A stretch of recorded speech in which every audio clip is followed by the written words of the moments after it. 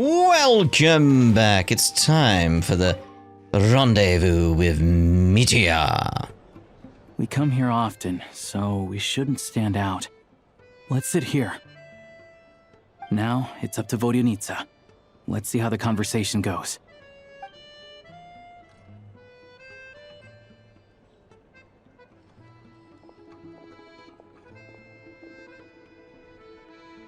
Mr. Mitya! Over here! Over here! Oh, sorry. I got a little held up on my way here. Now we have even less time than we planned. He is elaborately dressed. Go ahead and order some snacks and drinks. Whatever you like. Let me see. According to my schedule, we still have 25 minutes left. You're really pressed for time today, huh? I was imagining this would be a leisurely chat. If you'd prefer, we can always reschedule for another afternoon when you have more time. No need. Getting to meet the lead singer is a very precious opportunity for me. I'm not about to pass it up. I've already had to decline your invitation several times because our schedules rarely align. If I don't grab this chance while it's here, who knows when the next one will come around? Well, it's very kind of you to make time just for me. What's going on with his scarf? It's like it's alive. I'm not too sure, to be honest. But Snezhnaya is full of weird and wonderful things like that, so people tend not to bat an eye. I'm sure the same will go for the Eye of Grey and Paimon. Well, that'll make getting around easier then. The reason I invited you out for tea and a chat today was to get some feedback from a true fan of the theater. Well, I genuinely have nothing bad to say. No matter how many times I hear you sing, it never gets old. It always seems fresh and new somehow. Maybe it's because the more times I listen, the more details I notice. Or maybe you simply improve with every performance, delivering it better each time. Thank you! I'm delighted to hear that! Could you give me any specific examples? Oh, yeah. The piece you sang today, for example. Beneath the Frozen River? What's going on there? Hey, what's with you? I'm just praising a good performance. Huh. I always used to find that such a bleak and lonely song. But the more you listen, the more you realize that it's not as cold and nihilistic as it appears. When you really dig down into it, there's a certain level where you're surprised by the emergence of hope. Wow, I'm impressed. I didn't expect you to pick up on that. Actually, I only tried out that angle after talking with a composer. Still, Beneath the Frozen River wasn't on today's program. Oh, really? No. But it's a classic. You sing it every time. Almost every time. Oh, well then. Let me say a few words about that other all-time classic, Flying in the Wind from the Mountain Sparrow. I didn't sing that one today either. My voice wasn't quite up to it, so I switched it out at the last minute. Oh dear. Oh, but, Sorry, Mr. Mitya, but you were at the theater today, yes? Of course I was. Remember? I said hello to all the troupe members before the show started. You, Odette, and the others. So what did Odette sing today? Elegy of the Snow-Winged Goose, of course. Correct. I see. I see. You find my singing boring, don't you? That's why you don't remember a single song. Looks like I'll need to cut a few from the program next time. Oh no. No, that's not it. I swear. All right. I'll be straight with you. I'm sorry. My mind was wandering as you took the stage today. I enjoy watching your shows because the exquisite performances stimulate the mind. It always sparks some inspiration for my research. So whenever I get stuck at work, I come to the theater for a change of pace. Odette's dance during the Elegy of the Snow-Winged Goose today was simply incredible. It got me wondering what she's been going through recently. That look of sheer defiance in the face of utter tragedy? It was so inspiring. I started scribbling in my notebook right away. Not that I made a ton of progress in the grand scheme of things, but I still think it was productive. By the time I snapped out of it, the entire show had finished. So what you're saying is, you didn't listen to my singing at all? Unfortunately not. I'm sorry. I don't know which is more disrespectful. The fact that I don't always come for the show itself, or the fact that I missed your performance. Seems like things are getting a little awkward. You look a little nervous. What's up? Mitya just stepped into a conversational minefield. If there's one thing Vodyanitsa doesn't like, it's people who show disrespect for her performance. Uh-oh. This meeting was so hard to set up. Don't tell me it's already falling apart. It's fine. I suppose this is affirming in its own way. At least, it shows that our performance really touches people's hearts, right? Oof. Don't let it bother you. It certainly doesn't bother me. Yes, certainly. She's showing a lot of restraint. Must be tough. Well, I'll be sure to let Odette know how much you adored her performance. Please don't say that. I always love your performances too. It's just that inspiration struck at the wrong time today. I'm usually all ears. I know, I can tell. That's why I value your opinion. I'm sure some people can't stand it when others praise their coworkers right to their face, but not me. No, sir. Yeah, yeah. Fair enough. I still feel kind of bad though. Eh. But you know what I really can't stand? People who only show up to the theater to pretend that they're cultured. Makes me sick to my stomach. Oh yeah, 100%. There are too many of those people around. By the time they're walking out the door, they've forgotten all about the show. What's wrong? You look furious. I don't know if you've heard about the boss of the Iskra manufacturing plant. He isn't even a theater investor, but he always demands the same privileges as actual investors. Box tickets only, premium drinks, even the right to request specific songs. Well played, Vodyanitsa. Seems like she's harnessing her rage to steer the conversation back on track. Now that you mention it, I've interacted with that guy before. I gotta say, everyone holds him up as an example of a benevolent businessman, but I don't know. I don't see it. Yeah, he couldn't care less about what's happening on stage. He's just there to flaunt his social status. I hate that I have to prepare programs for guys like that. What's the big deal with that factory he runs anyway? I asked around a bit and heard some pretty shocking stories. Sounds like he's just another greedy capitalist. Oh, really? Yep, the things people are saying are pretty damning.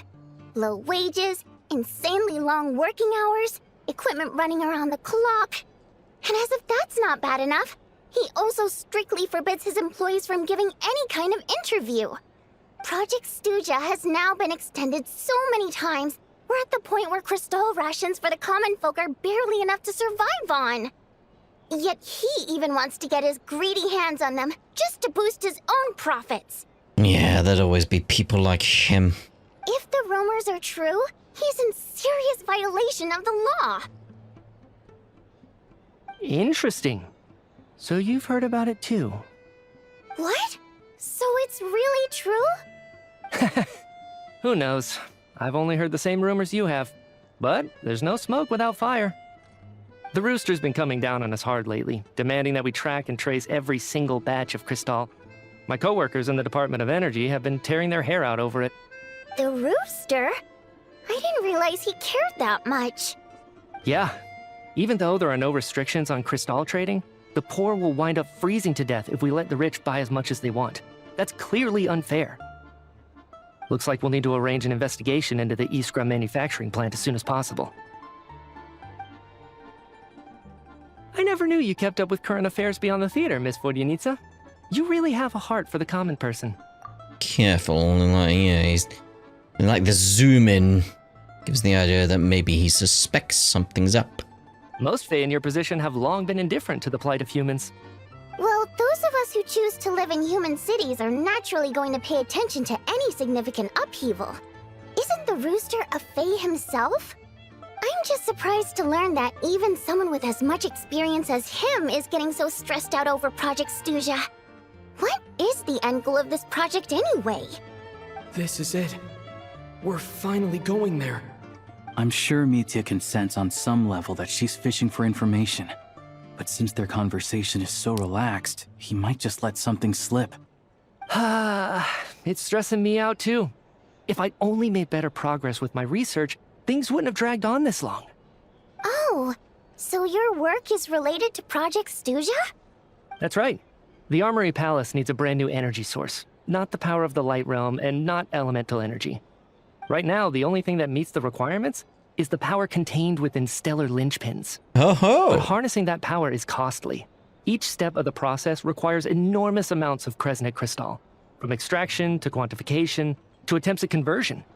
Progress has been painfully slow, and the team is getting burned out as time goes by. Sometimes, I see people staring into space as if in a trance. Could it be that this new energy source has side effects?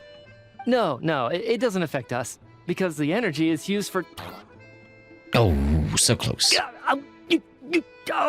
Okay, I got it. Stop choking me. Sorry, I can't talk about that. I think we're all just exhausted. We've been working ourselves to the bone for so long with so little progress to show for it. It's no wonder people are struggling to stay motivated. Seems like I owe you an apology. I shouldn't have gotten so mad at you for not paying attention during the show. Don't worry about it. I count myself lucky, to be honest. I don't envy the people who work closely with the Tsaritsa herself. I'd much rather be in my current position. At least I don't have to shoulder any major responsibilities. So they're trying to develop a completely new kind of energy. It's a shame we didn't get to hear more. Yeah, censored by a scarf. Who would have thought? Oh, dear. It looks like my time is up. I'm afraid I have to leave. I'm so sorry. We ended up barely talking about the theater. That's okay. It was a pleasure chatting with you, really. Let's make up for it next time. Yeah, hopefully once the work pressure eases up a little, I'll be able to focus more on the performance, and then we'll have more to discuss. We touched on some confidential issues today. I'd be grateful if you could keep it between us. And hopefully no one overheard you. Yes. That could have gone worse. Could have gone better. Nice job. Why was Mitya in such a hurry to leave, though? Gulp. Sorry, routine inspection. Is that Valerie? That's how you say it, right? Okay, let's go. Wait, that was it? You were just looking for him then? So he wasn't rushing to get back to work. He must have calculated that Valerie would find him here in exactly 25 minutes. That's frighteningly accurate. One of the main duties of the Special Assignments Battalion is to ensure that important figures stick to their schedules. Sounds like Mitya's arch enemy then. All right, time for us to get going too. Excuse me, check please. We'll settle our check too, then. Oh, hello there. Mr. Mitya paid the check before leaving. He did that? He also asked me to pass on a message. He said it was an honor to share his tea break with Miss Vodyanitsa and her two friends. Oh. Wait. He knew. So he knew we were here all along? This raises a lot of questions. Did he deliberately mention the new energy source so that we'd overhear it? Clearly. Maybe his work isn't confidential after all. Maybe the key here is the purpose of this new energy. I guess that's the next thing to look into. It's the main thing to look into. Vodyanitsa and Alosha have left. Time to head back and call it a day. Return to your room and sort out the intel. That is up here, isn't it? Yeah. I was gonna say we're in the same place. You alright? Hello again. Please rest assured, we'll keep a close watch on this place. Good, good. You do that, you do that. Hello, Paimon. You're back! Here pretty early today. How you feeling? Paimon was just gonna mention that. After she woke up today, Paimon felt like her temperature was completely back to normal. But her strength still hasn't returned. Still, there's some good news. Paimon thinks she might have figured out the source of the problem. It's like there's some kind of mysterious power affecting Paimon. Paimon's never felt this way before during any of her travels. She only started feeling this way since we arrived in Snezhnaya.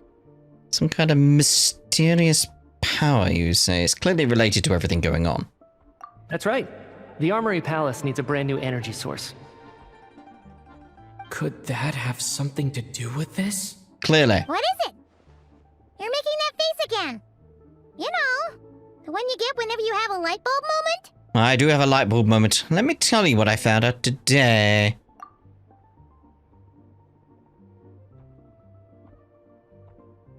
So, they're trying to develop a new energy source here?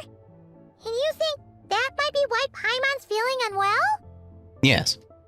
Well, Mitya denied that the energy they're researching has any side effects. Although, he did say that people working on the project have been having issues with their concentration and short-term memory.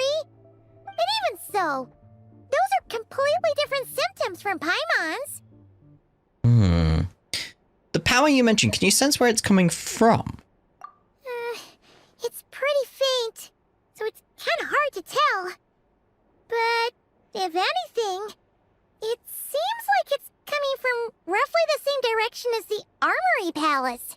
Ah, all the more reason to find out the purpose of the research. Sure, Paimon's with you there. But how, though? The robot only has a limited amount of intel. There's still one thing we haven't explored, Paimon. The Snezhnaya Vechi? Oh, great point! They argue about Project Stusha every day. If we could sit in on one of their sessions, we might pick up some new leads. Okay, I need to write a letter to Ayosha. Good idea! Oh yeah, while you were out, Paimon tried all the yummiest looking desserts in the Potpourri restaurant. Of course. This one seemed right up your alley. So, Paimon saved some for you. Come try it once you finish writing your letter. What exactly is that, anyway? Got butter on it, obviously. Obviously. Wait until 2 days later.